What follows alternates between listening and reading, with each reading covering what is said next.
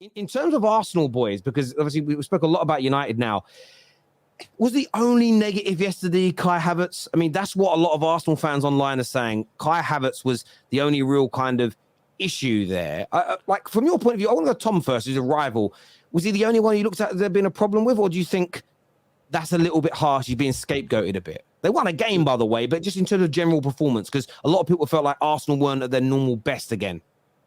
I think with Arsenal, it's a slow start that happens. They still played well for the majority, but Kai Havertz, yeah, it's not good. It's really not good. When you look at the other midfielders that have moved this window, and even just keeping it within Arsenal, Fabio Vieira looks so much better now. If I was Arsenal, I'd soon just have Fabio Vieira playing in the Kai Havertz role than Kai Havertz at the minute. He just so lethargic, under hits passes, over hits passes. Let's not even discuss that left-footed shot. It wasn't a shot, it was a pass. That's what it ended up being. It was that bad. When you get... I just don't get how long you're going to give him to work out. I really don't. 65 million just look worse and worse by the day. I know that he supposedly got these good attributes, but he's getting outshone by Fabio Vieira week in, week out. And if I was Fabio Vieira, I'd be starting to question why, when's it my turn to have a go in that spot? Because Havertz has done it for 4 games now, and he's been crap. He has not done anything good. The defence, I thought it looked a lot better when Gabriel came in. I thought it looked a lot more solid. I thought there was a little bit more structure to it. I thought Declan Rice was superb in a little bit more of a natural defensive role, which has got to be something to excite Arsenal fans. And I thought, surprisingly, Eddie Nketiah. I didn't expect Eddie Nketiah to have this many strings to his bow. He actually was very, very good at his link-up play yesterday. So, look, it depends on if Arsenal can get back into another one of them runs that they done last season, and I think it's ultimately going to come down to how well they handle the Champions League. If they're able to kick back into a bit of form like they showed last year, they'll be right up there. But if I wouldn't be panicking per se if I was an Arsenal fan. There's positives to take. The fact that you haven't really played at your best and you've still got 10 points out of 12. You take that at the start of the season. You need to be in and around the conversation at this point. That's all you need. Yeah, I think, do you know what? We're 4 games in, and statistically, by pretty much every metric other than against Fulham, the goals metric, we've dominated every game. We've created far more XG, conceded far fewer XG, had a lot more possession. So I think the basics of the team are there, and we will dominate most games. And I feel like it is really only that kind of the final ball, that final finish that's letting us down at the moment, and we're on the verge of having like a comfortable 3-4, 5-0 win, which is why I'm not too worried. With Havertz, look, I'll give him as much time as I possibly can, obviously, and I'll defend him as much as I can. But I do think Fabio Vieira is knocking on the door at this point, who himself obviously had a difficult start last season, so he knows what it's like for Havertz. And then other than that, I'd say, yeah, the defence probably needs... I felt Ben White was not shaky, but looked like he'd forgotten some of those things that he'd learned playing at right back last season, which hopefully he'll come back with by playing there more.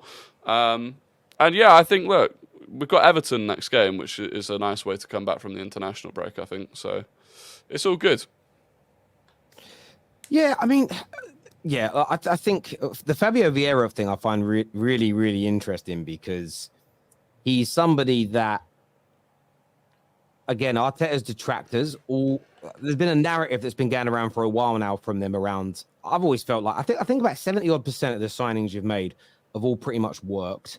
That's including all of them. And when you look at the signings that cost, say, more than sort of 15, 20 million pounds, I think it's almost at nearly 100% rate of kind of paid off or done well, as an example. And one that's has always been thrown in as someone else who's flopped has been Vieira. And I try my best to treat rival play. I'll criticize him in the moment, but I try to I try to treat rivals how I want my club to be treated. And that's very much like, you've got to give him at least a year. And Fabio Vieira started this season like a freight train. Yep. What I like about him is, he's technically good. He's a decent player, but he's a GA machine. And I know people don't like the word GA, but when you're an attacker, GA is heavily important in your job. If you're a milkman, you have to deliver milk. you don't, you're a pretty shit milkman. Do you know what I'm saying? And if you're a creator or a striker or a bit mixture of the two, if you ain't creating or you ain't scoring, I don't believe in this whole defensive midfielder or bringing others into play. That should be part of your job, and the GA should be there. And he's got it in abundance. He looks really, really good. What did people make? Oh, Don, this is a player that was linked to your club for a long time. What did you make of Declan Rice's performance yesterday? Yeah, I think that was probably his best performance, really, in an Arsenal top. I think he played really well, man. Obviously, Partey is going to be out for the next few weeks. So, Rory, I'm guessing you want Declan Rice to carry on. It looks like it's been there for a long time. Do you get it? And that goal that he scored, it topped up his performance, man. I thought he was good. I thought he was really good. Yeah, I did. Staffy the same. I mean, and that's hard when it's your own team, but he looked like a £100 million player yesterday, Declan Rice. I said it on my Twitter. I said I'm actually going to owe him an apology soon because, not gonna lie, I don't watch a lot of West Ham games. I've watched some of Declan Rice over the years, but not enough to analyze him, deeply like that, on every aspect of the game. But he looked very good yesterday. He was the best player on the pitch, in my opinion. He was definitely the best midfielder on the pitch, without a doubt.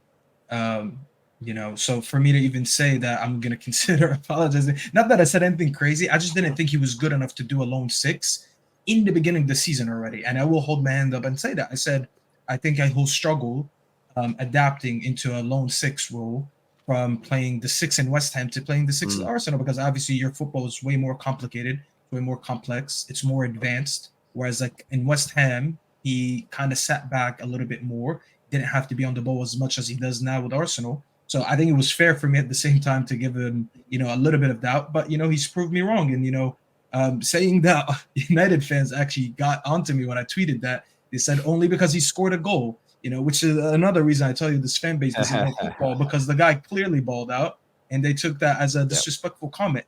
But listen, he looked very good. I think now with Partey out being out for a while, that number 6 role is going to be his pretty much the whole season. I don't see anything changing. So if he continues to perform like this, I wouldn't say bargain of the season because you guys did spend a lot of money for him, but he's definitely going to be worth every penny that was paid for.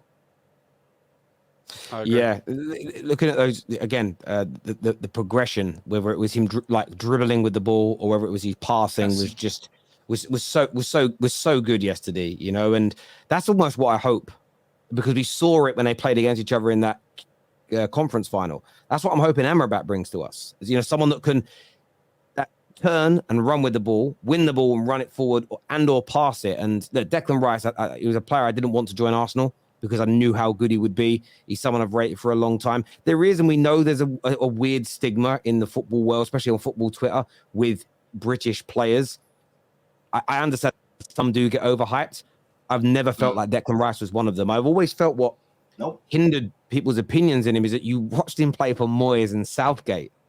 You're not watching him play for a manager that wants to play expansive football. I think he has it in abundance. This is probably one of the biggest mistakes Chelsea's academy has ever made, letting him go. And in fact, they knew they made a mistake.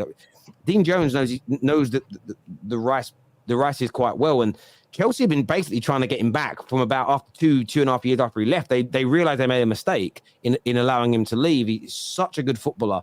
And look, I think with Arsenal, I think you've started the season a little bit stuttery. And I think that's the pressure of you have to deliver. But I think you have more points after 4 games than you had last year, because you got beat by us on the 4th game last season before the international break. So you've had 9 points, right?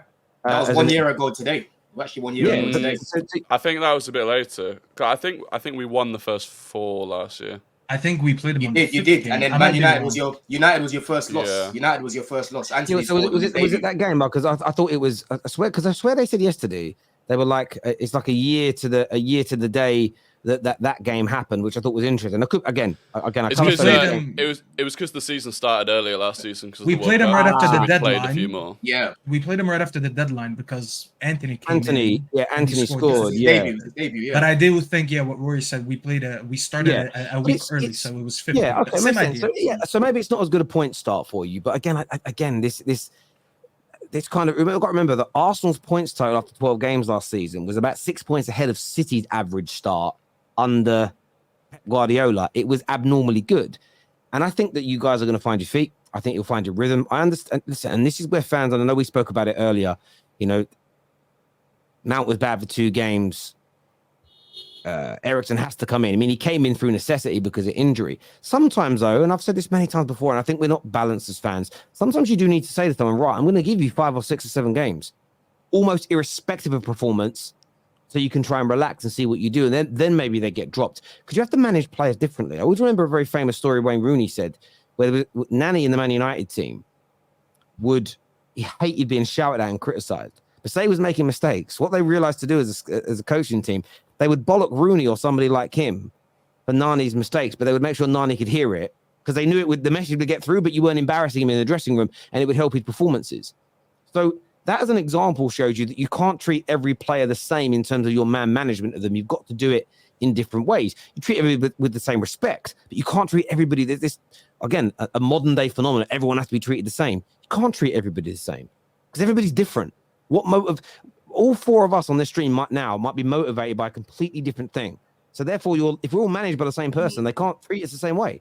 Like, go and do a management course, not to do with sport, and they teach you that. So look, I think Kai Havertz, I do think he needs to come out of the team, and Fabio needs to be given a chance. But that isn't just because he's not quite delivering. It's also because Fabio hasn't thrown his toys out of his pram and gone, well, I'm not playing, so I'm not going to bother. He's chomping at the bit. You create meritocracy that way, and it's important. But it may not come after one game. But I honestly think that you guys are going to do well. Someone just